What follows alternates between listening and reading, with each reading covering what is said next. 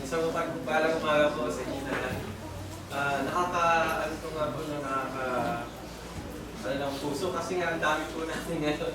Hindi po tulad dati na sinasabi nga ni Brother Nelson na may mga space pa sa upuan. Ngayon, talagang punong-puno na po tayo. So ngayon pong umagang ito, nais kong ibahagi sa bawat isa atin na tungkol sa hardship, sa trials, katulad, parang related nga din po kay Brother Nelson na Bible study. So ngayon po mga kapatid, gusto kong ipakita po sa ating lahat na bakit po tayo nagkakaroon ng hardship sa buhay, bakit tayo nagkakaroon ng trials, bakit kung minsan ang daming problema, ang daming mga sumasalangsang sa mga gusto natin. Life is it's a mixture of hardship and comfort.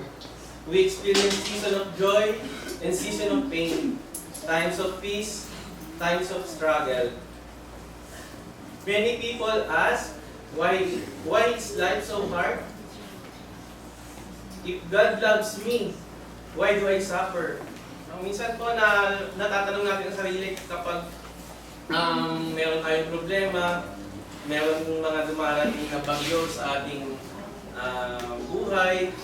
Kung minsan hindi natin maunawaan bakit nagkakaganon, bakit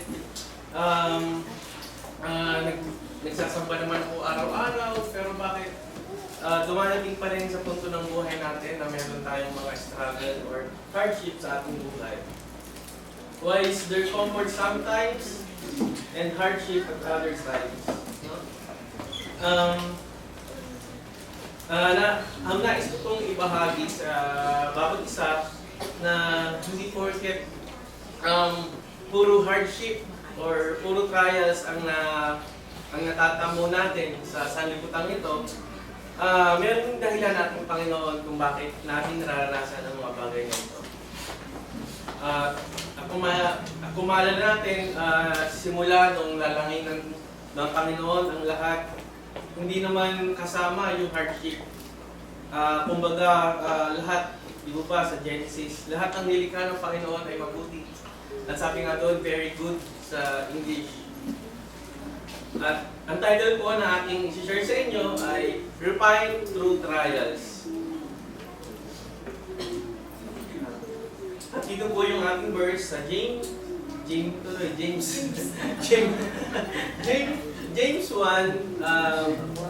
verse 2, ano po kasi, singular. Ano po kasi, ito, sa James 1, verse 2, chapter 1, verse 2 to 4. Sinasabi po doon na, mga kapatid ko, ituring ninyong buong kagalakan kapag kayo'y naharap sa sari-saring pagsubok. Parang ano po, no? Parang ituring daw natin na kagalakan. Ano po yan? Pag nagkaroon tayo ng problema, magpapaparty tayo, no? Magpapakain ng kung ano-ano sa ating mga kasama. Pero hindi po gano'n yung ibig sabihin ni James sa verse na yan. At ituloy po natin. Sa verse 3, yamang inyong nalalaman na ang pagsubok sa inyong pananampalataya ay nagbubunga ng pagtitiis.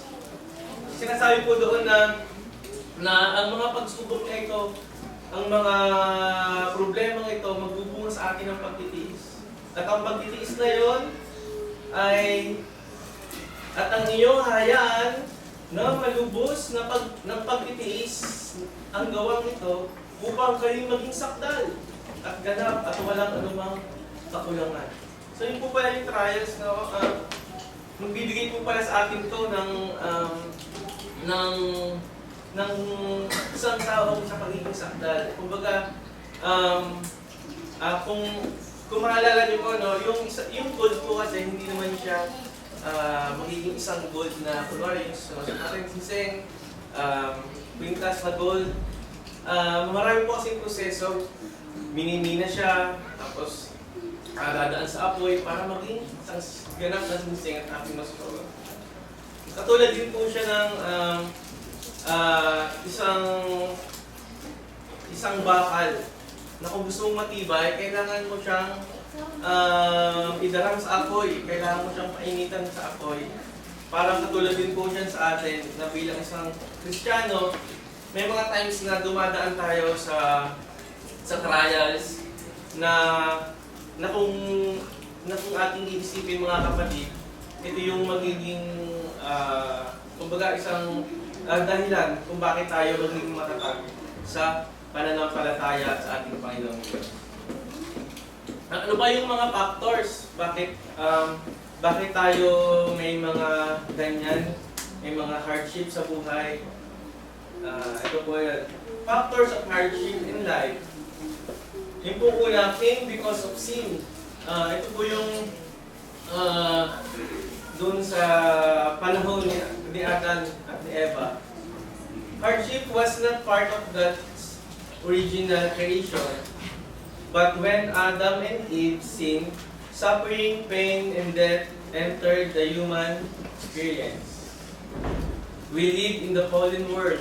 It means there will be sickness, problem, disappointment, trials, etc.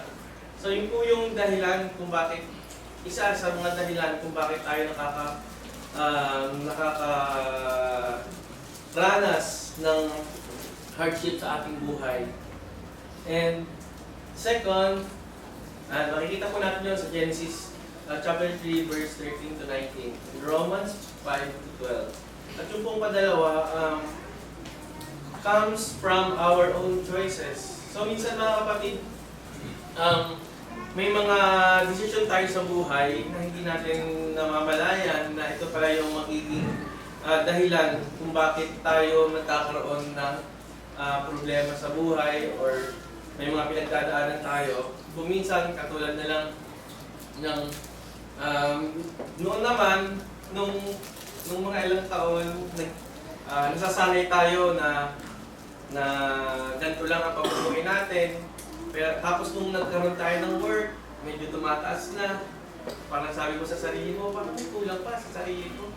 Umutang kaya ako, di ba? So yun yung hanggang sa mabaon na tayo sa utang. So yun yung naging problema, yun yung ating choice. Wrong relationship. No? So kung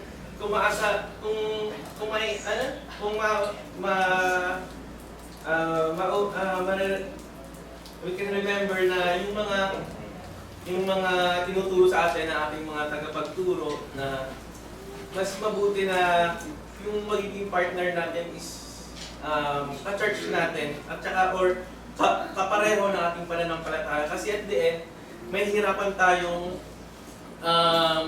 madala sila kung sakaling hindi tayo magkapareho ng pananampalataya. Sometimes, yung pong mga choice natin sa halip na pagising mo sa umaga, Sunday pa na ngayon, no? So dapat, eager tayo magsimba. So yun yung mga decision natin sa buhay na dapat natin pinag-iisipan. Kasi nga, yung mga decision na to, yun yung magkakaroon ng resulta sa mga ginagawa natin. Sabi nga po sa Bible, the Bible teaches that some suffering is result from our own decision. Sa Galatians po, chapter 6, verse 7, huwag kayong padaya, ang Diyos ay hindi maaaring lokohin sapagkat ang anumang ihasik ng tao ay siya rin niyang aanihin. So yun pala yung ang ibig sabihin doon na kung ano yung itananim mo, hindi yung aanihin mo. So kung nagtanim ka ng mga gawain na ukol sa Espiritu, din yung aanihin natin. So kumbaga, may mga bagay tayo na pinagpipilian. Merong ano ba ang gusto ng laman ko? Mag-party muna tuwing Sabado. No? Hindi natin, kumbaga nakakalimutan na natin yung Sunday. Nakakalimutan natin na dapat tayong magsamba tuwing Sunday.